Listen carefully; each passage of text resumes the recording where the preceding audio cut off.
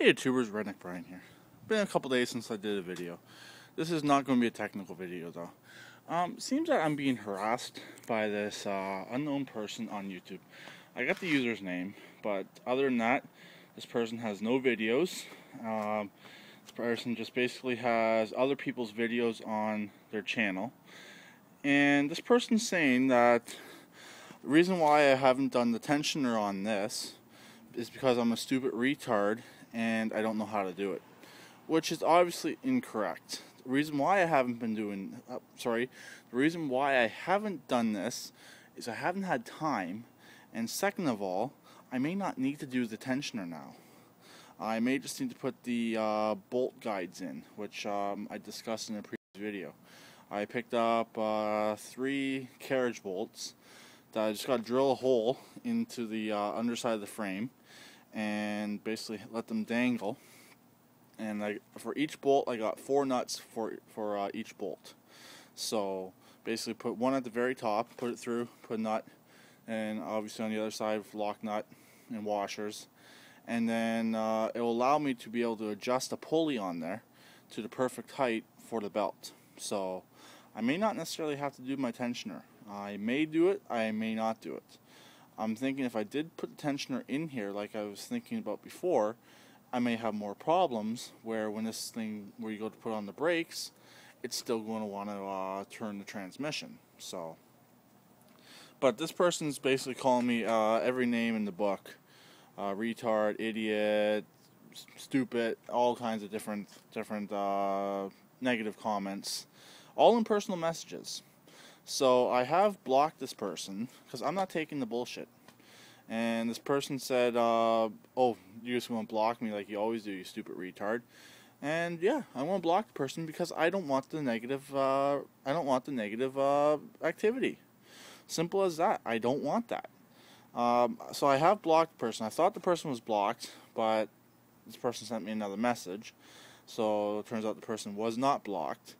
But I think I got this person blocked now. I may post in this person's user's name in the description.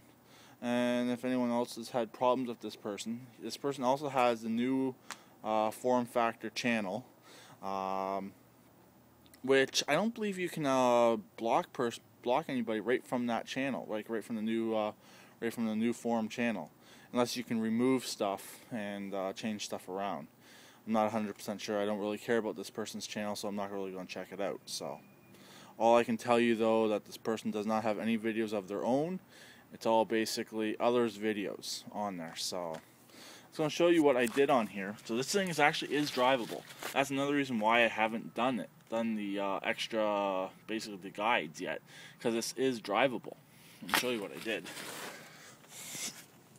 I have this stud, let me find it here, right there, hanging down. I'll put my hand on it, right here. There's a stud with a little nut on it, hanging down.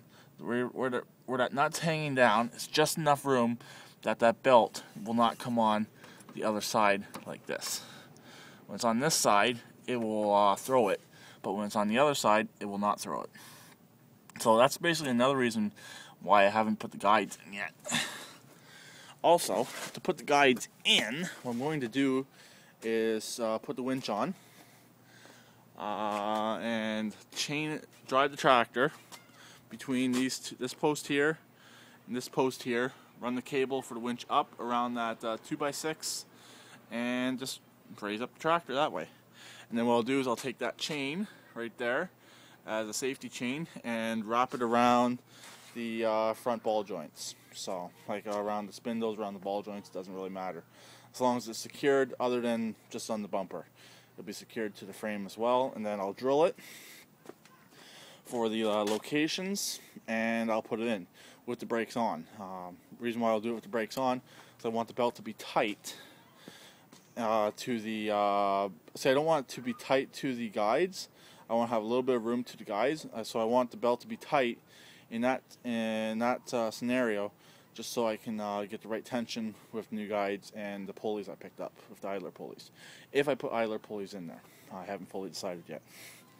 So that's basically pretty much it on this. I haven't drove it yet today. I might drive it in a little bit.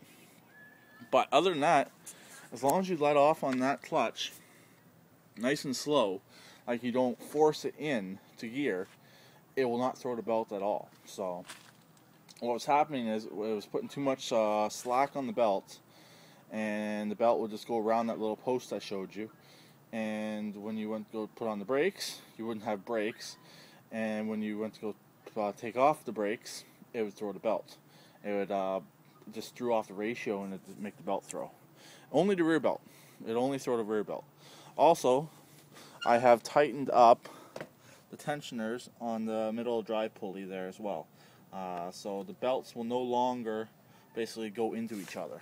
What was happening is it would throw the belt, and then both belts would want to go in in on the same pulley, and it basically would stall the engine. Actually, it did stall the engine one time it did it, and no damage. Luckily, there was no damage, so I caught it quick enough. I was able to shut it all down, and so I've since tightened up the tensioners on the middle pulley.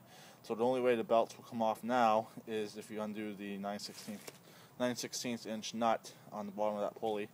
Also, I've greased that middle drive pulley as well, so there's no real way it's going to come off there. So, and this here is actually holding up as well. There is a crack. Let me find it here, right up here, but there's goop underneath that crack. That crack was already there, so there's goop underneath it, meaning JB Weld.